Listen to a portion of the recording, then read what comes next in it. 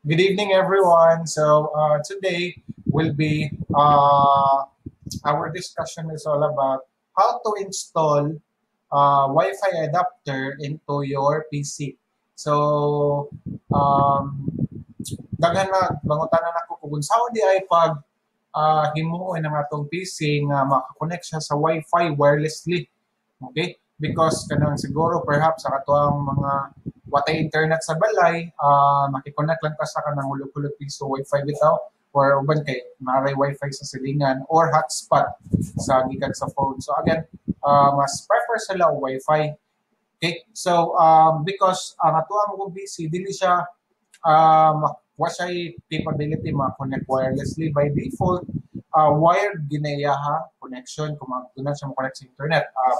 Gamit siya Ethernet cable or network cable. Ganun bitang RJ45 may connect sa router at ang modem. So basically yan, mo na yung default by PC. Ang usually ma-connect sa Wi-Fi ra kaya itong mga phones, at ang mga laptop, mo na siya capability ma-connect sa Wi-Fi. So karon again, tuluan to mo sa pag-install ani and dara siya you can search it siya maklaro no but it's USB 2.0 wireless 300 Mbps and 802.11n. So I just bought this sa Facebook Marketplace and this cost 350 pesos. So ako siya ni-buy online. So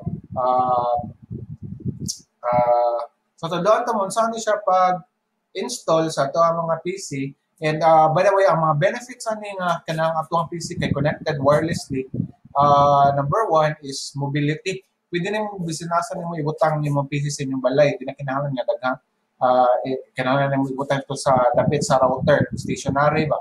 So nakanindot niya kay asa sa inyong balay as long as connected to the Wi-Fi, wala rin problema. Kaduha nga benefit niya, ma-lessen na kanyang mga wires, nga mga necessary wires na usually mo na yung makabati sa tuwang balay. Okay?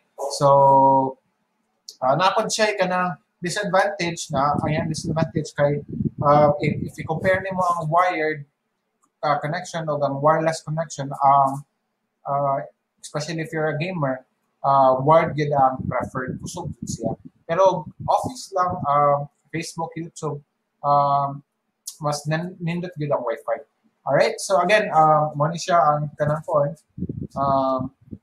Wala na siya, ato siya i-unbox no. So imo siya i-open. Ang naara niya diri kay kanirang USB, nagamay ka na siya, and ang iyang quad, CD, ang iyang driver. Always remember nga kanang atuang mga hardware na nini maslak sa PC atong camera kung di siya plug and play di na siya mo work kung walang driver mo nang always all the time sa may pagkapin na CD. Then again, naka PC kay wala man siya DVD driver, so karaan siya kanang kuan dili naman ko magamit karon, so mag-internet lang ta. So again, I will be teaching you how to install this and how to install the driver for it to work. Alright, so how to install ito. So ang first thing na ako ang buhaton is of course, ang tangon ako ang USB adapter. Pero ang tawag niya USB adapter or Wi-Fi dongle. Tara. Okay? So ako siya ipaslak sa ako ang PC. So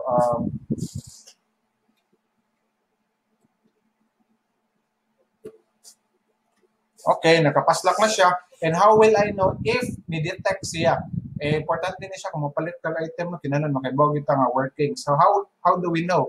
So mag-click lang kag start and then we'll go to settings and then we'll go to devices.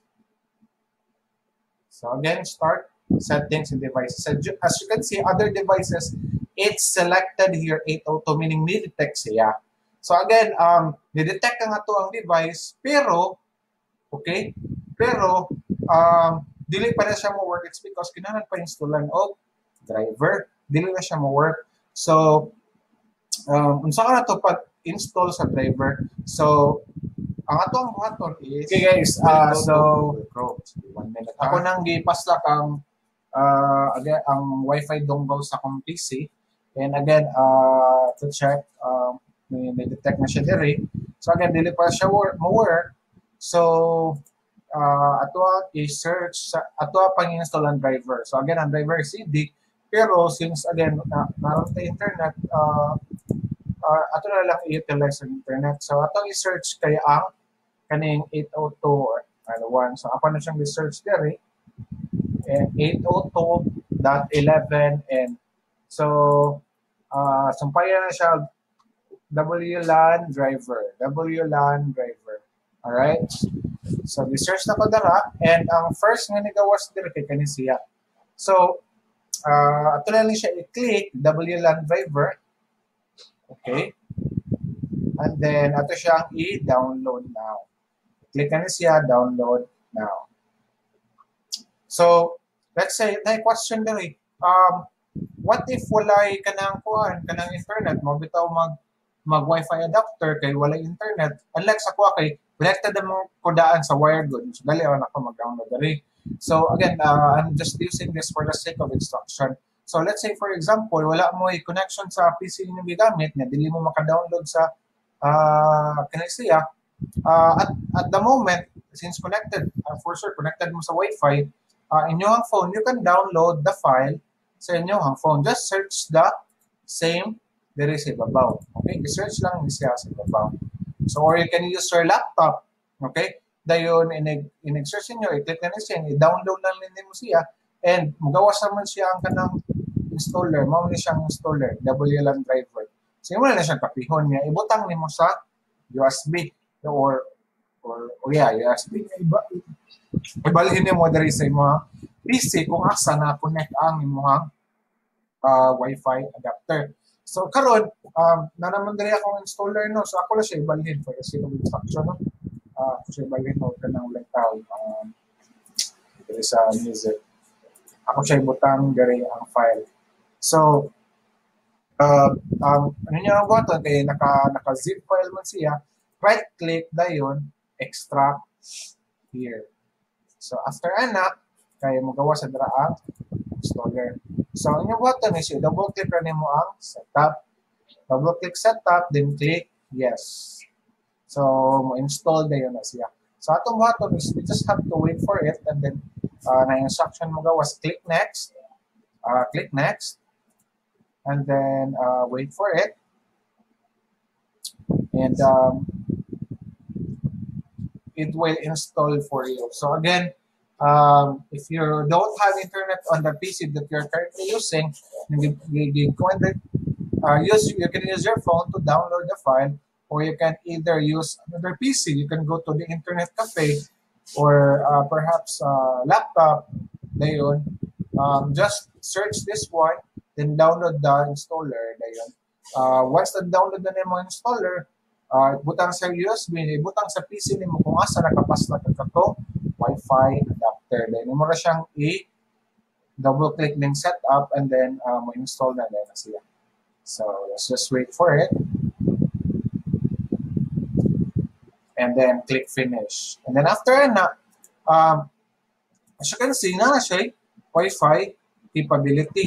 Di ba? Wala mo niya before. Magawas yung network naman. So, atong i-try. Tangtangon ako ang cable. Kaya connected mo ko sa internet. Tangtangon ako ang cable. So, di ba, muna siya timailan nga, you're not connected already, di ba?